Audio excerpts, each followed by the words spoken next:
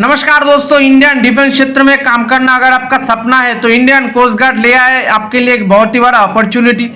इस वीडियो में हम बताएंगे नोटिफिकेशन से लेकर फॉर्म फिलअप के सारे जानकारी, कैसे फिलअप करना है, क्या क्या डॉक्यूमेंट्स देना है, कितना कॉपी फोटो देना है, कैसे पोस्ट करना है, एनवेलप के बारे में मैं आपको सारे इंफॉर्मेशन आपको इस वीडियो में प्रोवाइड करूंगा। तो दोस्तों, अगर आप फॉर्म फिलअप गुरुजी पर पहली बार आए हो तो चैनल को सब्सक्राइब करके बेल आइकन दबा के ऑल कर दीजिए।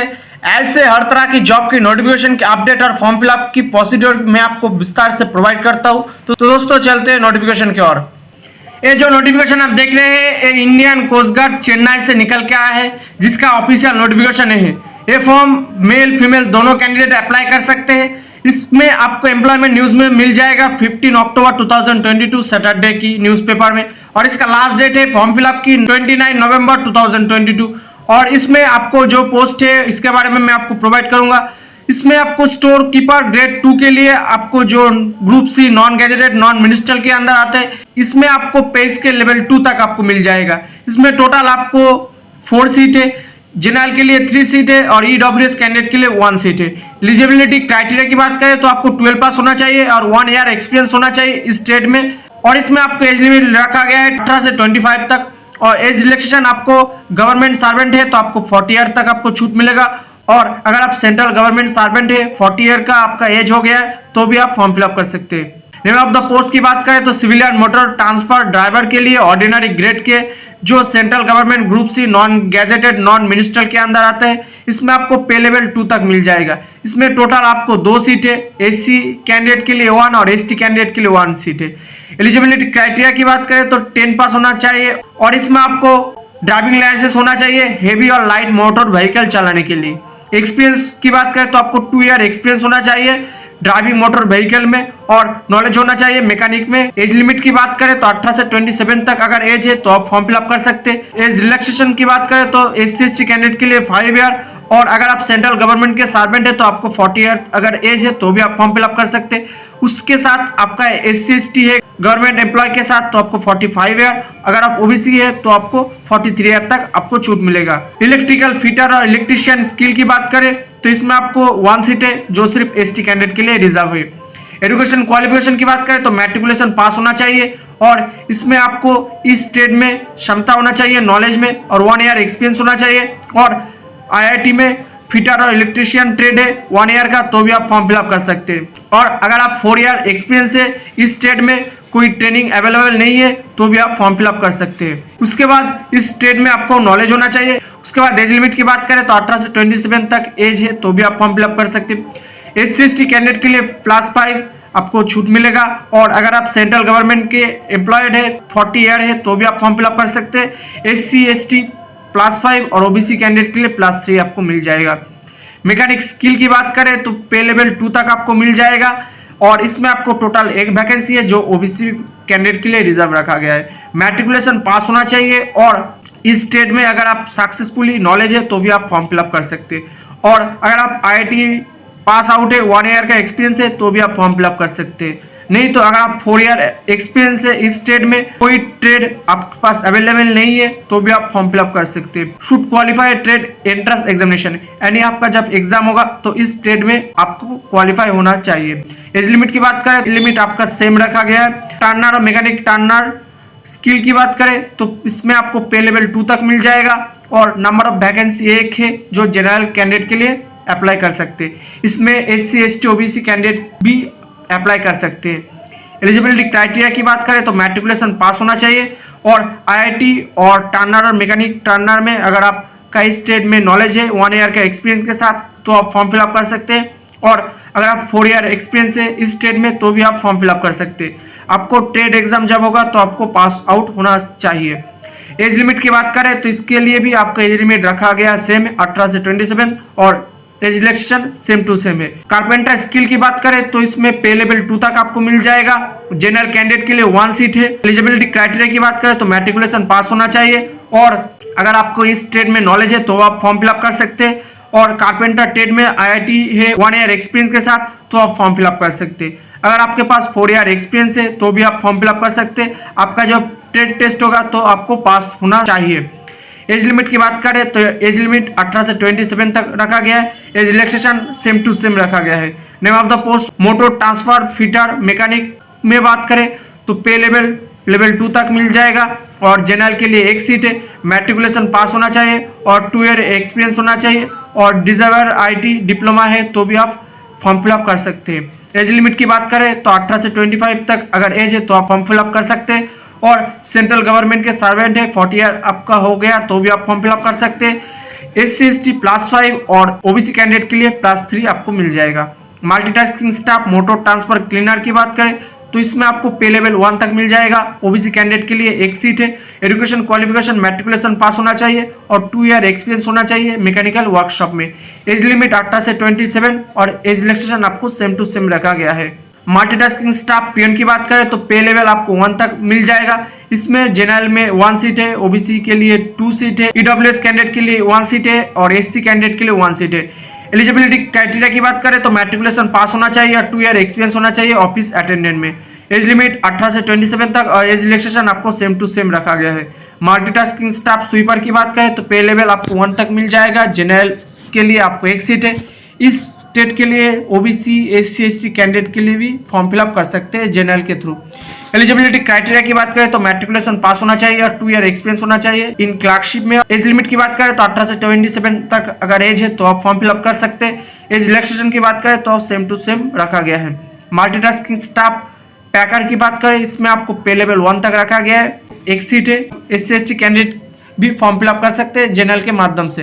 एजुकेशन क्वालिफिकेशन की बात करें तो मैट्रिकुलेशन पास होना चाहिए और 2 ईयर एक्सपीरियंस होना चाहिए इस ट्रेड में। एज लिमिट 18 से 27 तक अगर आपका एज है तो आप फॉर्म फिलअप कर सकते हैं। एज रिलैक्सेशन की बात करें सेम टू सेम रखा गया है। शिप फिटर सेमी स्किल की बात करें तो इसमें आपको पे लेवल 1 तक है और एज लिमिट 18 से 27 तक है। इसमें आपको 1 सीट है। एलिजिबिलिटी क्राइटेरिया की बात करें तो IIT पास आउट होना चाहिए और अगर आपके पास मैट्रिकुलेशन पास है तो भी आप फॉर्म फिलअप कर सकते हैं। 3 ईयर एक्सपीरियंस चाहिए इस ट्रेड में। एज लिमिट के बारे में मैंने पहले बता दिया। Internal combustion engine ICE fitter semi skill की बात करें तो पे स्केल आपको 1 तक रखा गया है। जनरल के लिए 2 सीट है। इसमें SC/ST OBC कैंडिडेट भी अप्लाई कर सकते हैं। मैट्रिकुलेशन पास होना चाहिए और IIT पास होना चाहिए और 3 ईयर एक्सपीरियंस आपको चाहिए। एज लिमिट की बात करें तो 18 से 27 तक अगर एज है तो आप फॉर्म फिलअप कर सकते हैं। Age relaxation same to same रखा गया है। Steel metal worker semi skill की बात करें तो पे लेवल आपको 1 तक रखा गया है। जनरल कैंडिडेट के लिए एक सीट है। SC/ST OBC कैंडिडेट भी अप्लाई कर सकते हैं। मैट्रिकुलेशन पास है और अगर आपके पास IIT है इस ट्रेड में तो भी आप फॉर्म फिलअप कर सकते हैं। 3 ईयर एक्सपीरियंस चाहिए इस ट्रेड में। एज लिमिट 18 से 27 तक रखा गया है। इलेक्ट्रिकल फिटर की बात करें सेमी स्किल के तो इसमें आपको पे लेवल 1 तक रखा गया है। जनरल के लिए एक सीट रखा गया है। मैट्रिकुलेशन पास है तो आप फॉर्म फिलअप कर सकते हैं। अगर आपके पास IIT है इस ट्रेड में तो भी आप फॉर्म फिलअप कर सकते हैं। इसमें आपको 3 ईयर एक्सपीरियंस चाहिए। एज लिमिट की बात करें तो 18 से 27 तक आपको एज लिमिट रखा गया है। उसके बाद वेल्डर सेमी स्किल की बात करें तो इसमें आपको 2 वैकेंसी है। मैट्रिकुलेशन पास है तो भी आप फॉर्म फिलअप कर सकते हैं। IIT पास है तो भी आप फॉर्म फिलअप कर सकते हैं। 3 ईयर एक्सपीरियंस चाहिए आपको इस ट्रेड में। एज लिमिट 18 से 27 आपको रखा गया। इसमें आपको फॉर्म फिलअप करने के लिए वैलिड ID प्रूफ होना चाहिए। मैट्रिकुलेशन मार्कशीट होना चाहिए। Higher secondary PG UG diploma marksheet है तो भी आप फॉर्म फिलअप कर सकते हैं। लेटेस्ट कैटेगरी सर्टिफिकेट है SC/ST OBC तो भी आप इसके साथ आपको देना होगा। एक्सपीरियंस सर्टिफिकेट देना होगा। अगर आप गवर्नमेंट सर्वेंट है स्टेट सर्वेंट है तो आपको NOC सर्टिफिकेट देना जरूरी है। 2 लेटेस्ट पासपोर्ट साइज फोटोग्राफ देना होगा आपको इसके साथ और 50 रुपीज़ का पोस्टल स्टैम्प देना पड़ेगा एनवलप के साथ। इसके बारे में आप बाद में बात करूंगा और आपको इस एड्रेस पे भेजना होगा 45 डेज के अंदर। ऑर्डिनरी पोस्ट ही आपको करना होगा। मोड ऑफ सिलेक्शन की बात करें तो आपका एप्लीकेशन पहले स्क्रूटिनी किया जाएगा, उसके बाद आपका डॉक्यूमेंट वेरिफिकेशन किया जाएगा, उसके बाद आपका रिटन एग्जाम होगा जिसमें आपको सिलेबस रहेगा general knowledge, mathematics, general English और आपका क्वेश्चन रहेगा आप जिस स्टेट के लिए अप्लाई करेंगे उसके बेसिस पर। इसमें आपको 50% मार्क्स होना चाहिए रिटन टेस्ट में। SC/ST कैंडिडेट के लिए 45% मेरिट लिस्ट तैयार किया जाएगा, उसके बाद आपका सिलेक्शन होगा। इंपॉर्टेंट इंस्ट्रक्शन की बात करें यहाँ पर तो इसमें आपको एप्लीकेशन जब मैं आपको प्रोवाइड करूंगा तब इसके बारे में आप ज़्यादा से ज़्यादा आपको विस्तार से प्रोवाइड करूंगा। आपका जिस कारण आपका फॉर्म रिजेक्ट हो सकता है इसके बारे में आप यहाँ पर बताया गया है। इनकम्प्लीट एप्लीकेशन यानी अगर आप एप्लीकेशन फॉर्म ठीक से फिलअप नहीं करते हो तो आपका फॉर्म रिजेक्ट हो सकता है। अगर आप डेट ओवर हो गया तब आपका फॉर्म पहुंच गया तो आपका फॉर्म रिजेक्ट हो सकता है। Over writing, cutting, correction, incorrect तो आपका फॉर्म रिजेक्ट हो सकता है। फोटोग्राफ अगर आप एफिक्स नहीं किया गया है आपके द्वारा तो आपका फॉर्म रिजेक्ट हो सकता है। सेल्फ अटेस्टेड डॉक्यूमेंट्स होना चाहिए तो आप अगर सेल्फ अटेस्टेड डॉक्यूमेंट्स होना चाहिए, अगर नहीं किया सेल्फ अटेस्टेड डॉक्यूमेंट्स तो आपका फॉर्म रिजेक्ट हो सकता है। एनवलप देना जरूरी है, नहीं तो आपका फॉर्म रिजेक्ट हो सकता है। उसके बाद ये जो फॉर्म देख रहे हैं ये एप्लीकेशन फॉर्म आपको प्रिंट करना होगा। पहले वाला इस पेज पे सबका प्रिंट करना मैंडेटरी है। अगर आप आधार बैकवर्ड क्लास से आते हैं यानी ओबीसी कैंडिडेट है तो आपको एनेक्सियर 2 प्रिंट कराना होगा। उसके बाद अगर आप SC ST कैंडिडेट है तो एनेक्सियर 3 आपको प्रिंट करना होगा। परफॉर्मा 1 आपको प्रिंट करना होगा। उसके बाद अगर आप इकोनॉमिकली ओए का सेक्शन है तो आपको एनेक्सियर 4 प्रिंट करना होगा और इसके साथ आपको ये फिलअप करके एप्लीकेशन के साथ आपको भेजना होगा। तो फॉर्म फिलअप करने के लिए ये फॉर्म आपके पास होना चाहिए आपके हिसाब से। पहले ये फॉर्म सबके लिए मैंडेटरी है। उसके बाद अगर आप ओबीसी कैंडिडेट है तो आपको ये फॉर्म प्रिंट करना होगा। उसके बाद अगर आप SC ST कैंडिडेट है तो आपको ये फॉर्म प्रिंट करना होगा। अगर आप इकोनॉमिकली वेकर सेक्शन चाहते हो तो आपको ये फॉर्म प्रिंट करना होगा। फॉर्म फिलअप करने से पहले कुछ बेसिक इन्फॉर्मेशन मैं आपको प्रोवाइड करता हूँ। तो ये फॉर्म स्टार्ट हो गया 15 अक्टूबर 2022 और इसका लास्ट डेट है 28 नवंबर 2022, जिसका नोटिफिकेशन आपको एम्प्लॉयमेंट न्यूज़पेपर में मिल जाएगा, नहीं तो आपको कोस्ट गार्ड के ऑफिशियल वेबसाइट पे आपको इसका नोटिफिकेशन सारे जानकारी आपको मिल जाएगा। एप्लीकेशन फीस सबके लिए बिल्कुल फ्री है और कोस्ट गार्ड इसमें आपको एज लिमिट रखा गया, पोस्ट वाइज आपका वैरी है और इसमें आपको 18 से 27 पोस्ट वाइज वैरी है, जिसके बारे में मैंने पहले बता दिया। डॉक्यूमेंट्स रिक्वायर्ड क्या क्या लगेगा इसके बारे में आप बाद में बात करूंगा जब इसके फुल फॉर्म फिलअप आपको प्रोवाइड करूंगा। फॉर्म फिलअप शुरू करने से पहले कुछ बेसिक इन्फॉर्मेशन मैं आपको प्रोवाइड करता हूं। सारे फॉर्म आपको ब्लॉक लेटर में फिलअप करना पड़ेगा। किसी जगह गलती होता है तो ओवर राइट नहीं करना है और व्हाइट कलर का इस्तेमाल आप नहीं करोगे। उसके बाद यहाँ पर आप जिस पोस्ट के लिए आप आवेदन करेंगे उसके हिसाब से यहाँ पर आपको लिखना होगा आपके हिसाब से। उसके बाद नेम ऑफ द एप्लीकेंट, आपका नेम लिखना पड़ेगा ब्लॉक लेटर पे। किसी भी कलर आप इस्तेमाल कर सकते हो। पोस्ट अप्लाइड फॉर, आप जिस पोस्ट के लिए आवेदन करेंगे यहाँ पर आपको लिखना होगा, वही आपको सेम टू सेम यहाँ पर आपको लिखना होगा। डेट ऑफ बर्थ आपको लिखना होगा और आपका जो एज है कैलकुलेट करके यहाँ पर आपको लिखना होगा। फादर्स नेम आपको लिखना होगा ब्लॉक लेटर पे। परमानेंट एड्रेस लिखना होगा। उसके बाद आपका परमानेंट एड्रेस और करस्पॉन्डेंट अगर सेम है तो आपको ऐसे लिखना होगा, post office, district, police station और उसके साथ आपको पिन कोड देना होगा। उसके बाद आपका एजुकेशन क्वालिफिकेशन जो है यहाँ पर आप दे सकते हो। आप जिस पोस्ट के लिए आप आवेदन करेंगे उसके हिसाब से भी दे सकते हो, नहीं तो आपका जो हायर एजुकेशन क्वालिफिकेशन है तो भी आप दे सकते हो। यहाँ पर उसका नेम लिखना पड़ेगा, आप जिस एग्जाम पास कर चुके हो। उसके बाद यहाँ पासिंग देना पड़ेगा, डिविजन देना पड़ेगा, कितना परसेंटेज मार्क्स था जो आप पसंद करते हो। यहाँ पर नेम ऑफ बोर्ड और यूनिवर्सिटी जो है यहाँ पर आपको देना होगा। अगर आपका कोई एक्सपीरियंस है तो आपको देना होगा। अगर आपका जिस पोस्ट के लिए आवेदन करेंगे उसके बेसिस पर अगर आपका एक्सपीरियंस चाहिए तो यहाँ पर आपको देना मैंडेटरी है। आपका जेंडर लिखना होगा, मेल फीमेल। उसके बाद यहाँ पर आपका नेशनलिटी लिखना होगा, आपका फिजिकली हैंडीकैप है कि नहीं यहाँ पर आपके हिसाब से लिखना होगा। अगर यस तो यस देकर सारे जानकारी देना होगा और इसके साथ आपको आपका फोटोकॉपी निकाल के आपको सेल्फ अटेस्टेड करना जरूरी है। उसके बाद अगर आप SC ST OBC कैंडिडेट है यहाँ पर आपको लिखना होगा और इसके बेसिस पे आपको कास्ट फॉर्मेट और सर्टिफिकेट देना जरूरी है। उसके बाद अगर आप डिपार्टमेंटल कैंडिडेट है तो आपको यस देकर सारे जानकारी यहाँ पर आपको देना होगा। डॉक्यूमेंट्स की फोटोकॉपी निकाल के उसके साथ आपको सेल्फ अटेस्टेड देकर एप्लीकेशन के साथ भेजना होगा। अगर आप डिपार्टमेंटल कैंडिडेट नहीं है तो यहाँ पर आपको नो करना होगा। उसके बाद यहाँ पर आपका वैलिड मोबाइल नंबर देना होगा, एक वैलिड ईमेल आईडी देना होगा, जिसके बेसिस पर आपका एडमिट कार्ड और सारे जानकारी आपको प्रोवाइड किया जाएगा। आप चाहे तो यहाँ पर डिक्लेरेशन फॉर्म भर सकते हो, नहीं तो यहाँ पर आपका प्लेस लिखना होगा, डेट लिखना होगा, आप लेफ्ट थंब इंप्रेशन देना होगा और यहाँ पर आपको रनिंग एंड सिग्नेचर करना होगा। उसके बाद यहाँ पर आपका एक फोटो चिपकाना होगा जिसके ठीक क्रॉस सिग्नेचर आपको कर देना होगा। बीच से शुरू होकर आपका नेम और टाइटल देकर आपको क्रॉस सिग्नेचर करना होगा। आपको और एक फोटो लेना होगा जिसके ऊपर से आपको फुल सिग्नेचर होना चाहिए, जो आपको क्रॉस सिग्नेचर करना होगा। यहाँ पर आपको पेपर पे आपका जो बाकी का हिस्सा आएगा वो यहाँ पर आपको सिग्नेचर करना होगा। यहाँ पर आपका नेम टाइटल जो भी है यहाँ पर आपको फुल होना चाहिए। एप्लीकेशन फॉर्म हो जाने के बाद अगर आप SC ST कैंडिडेट है तो आपको ये फॉर्म प्रिंट करना होगा।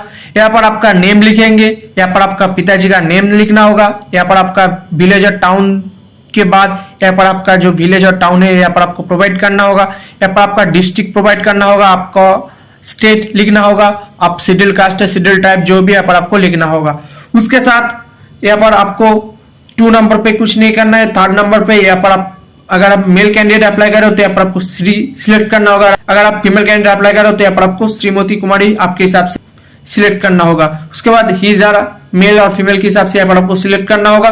उसके बाद यहाँ पर विलेज टाउन जो भी है यहाँ पर आपको सिलेक्ट करके इसका नेम यहाँ पर लिखना होगा। डिस्ट्रिक्ट डिवीजन जो है यहाँ पर आपको सिलेक्ट करना होगा।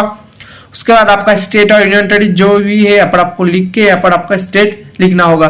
उसके बाद यहाँ पर आपका प्लेस नेम लिखना होगा, डेट लिखना होगा, आप जिस तारीख पे अप्लाई कर रहे हो। उसके बाद यहाँ पर एग्जीक्यूटिव मैजिस्ट्रेट का सिग्नेचर स्टेट होना चाहिए और यहाँ पर आपका जो सर्टिफिकेट नंबर और इशू डेट होना चाहिए।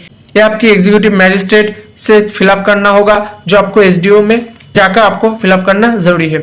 उसके बाद अगर आप अदर बैकवर्ड क्लास यानी ओबीसी कैंडिडेट है तो यहाँ पर आपको ये फॉर्म प्रिंट करना होगा। यहाँ पर आपका नेम लिखना होगा, आपका पिताजी का नेम, आपका विलेज, यहाँ पर आपका डिस्ट्रिक्ट लिखना होगा, आपका स्टेट लिखना होगा। आप ओबीसी है और ओबीसी भी जो भी है यहाँ पर आपको बिलोंग करते हो यहाँ पर आपको लिखना होगा। आपका कम्युनिटी लिखना होगा, उसका बेसिस पर यहाँ पर आप चाहे तो पढ़ सकते हो, नहीं तो यहाँ पर आपका नेम लिखना होगा। यहाँ पर आपका फैमिली का ऑर्डिनरी रेसिडेंट कहाँ पर है यहाँ पर आपको लिखना होगा, यानी आप किस जगह रहते हो इसका नेम लिखना पड़ेगा।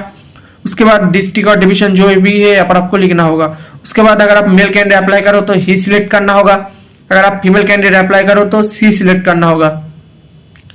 यहाँ पर आपके हिसाब से यहाँ पर आपको सिलेक्ट करना होगा। उसके बाद जिस तारीख पे आवेदन करेंगे उसका डेट लिखना होगा, प्लेस लिखना होगा और ये फॉर्म आपको डिस्ट्रिक्ट मैजिस्ट्रेट और डिप्टी कमिश्नर से फिलअप करके सील लगा के आपके पास देगा, जो आपको नियर बाय एसडीओ है उस जगह आपको मिल जाएगा। उसके बाद अगर आप इकोनॉमिकली वेल सेक्शन है तो आपको आपकी नियर बाय अथॉरिटी से फिलअप करना होगा। यहाँ पर आपका जो सर्टिफिकेट नंबर है यहाँ पर आपको देना होगा। आप जिस तारीख पर आवेदन करेंगे उस तारीख का डेट यहाँ पर आपको देना होगा। वैलिड ईयर आपको देना होगा, आपका नेम देना होगा, आपका पिताजी का नेम देना होगा, आपका परमानेंट रेसिडेंशियल एड्रेस यहाँ पर आपको देना होगा, आपका विलेज और स्ट्रीट का नेम यहाँ पर आपको देना होगा। उसके बाद आपका पोस्ट ऑफिस देना होगा, पिन कोड देना होगा, आपका फाइनेंशियल ईयर देना होगा। ईयर के बेसिस पर आपका इकोनॉमिकल वर्कर सेक्शन सर्टिफिकेट है।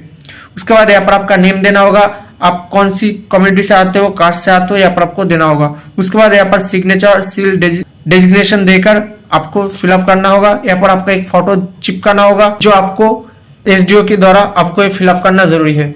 उसके बाद ये आपकी रेसिडेंशियल की एक फॉर्मेट है, जो आपको एसडीओ से फॉर्म फिलअप करके रेसिडेंशियल फॉर्म आपको बनाना है।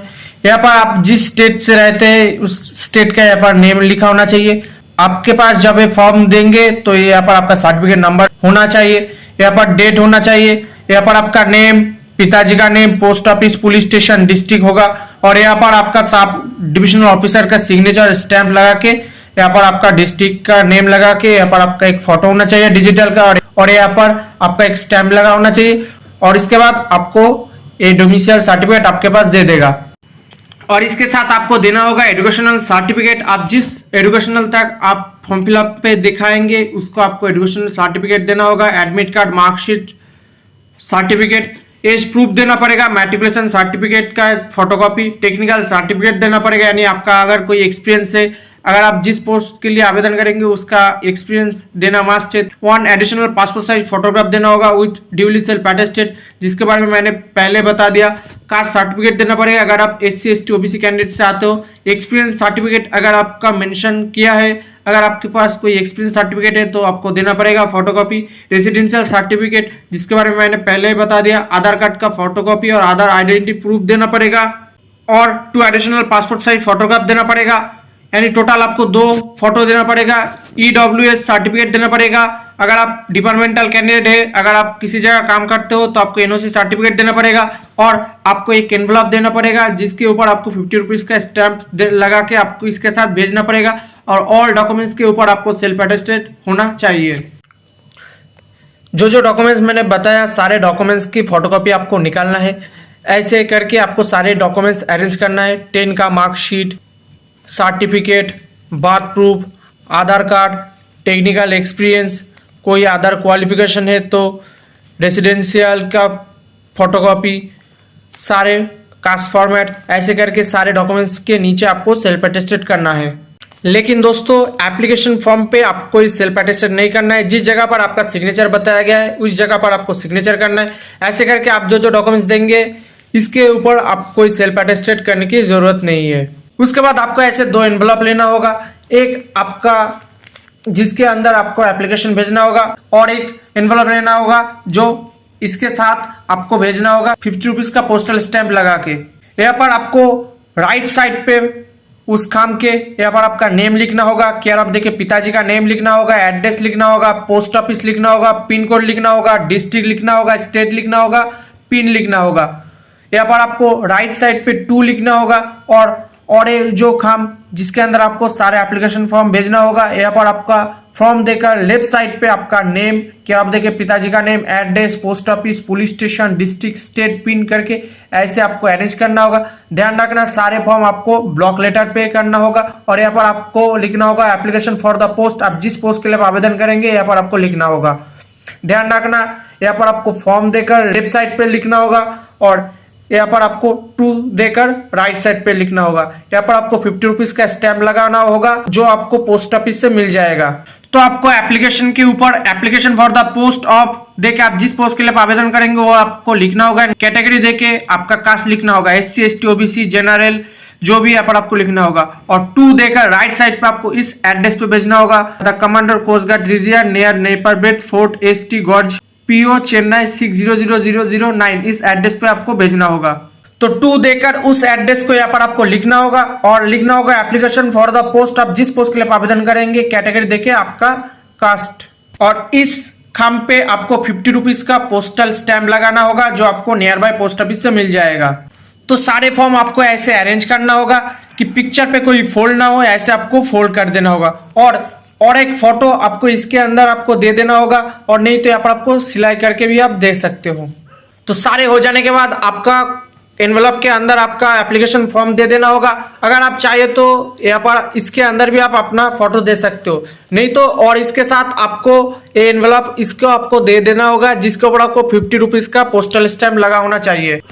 तो सारे हो जाने के बाद आपको ऐसे गम से चिपका के ऑर्डिनरी माध्यम से आपको 45 डेज के अंदर आपको भेज देना होगा। तो दोस्तों आज के लिए इतना ही।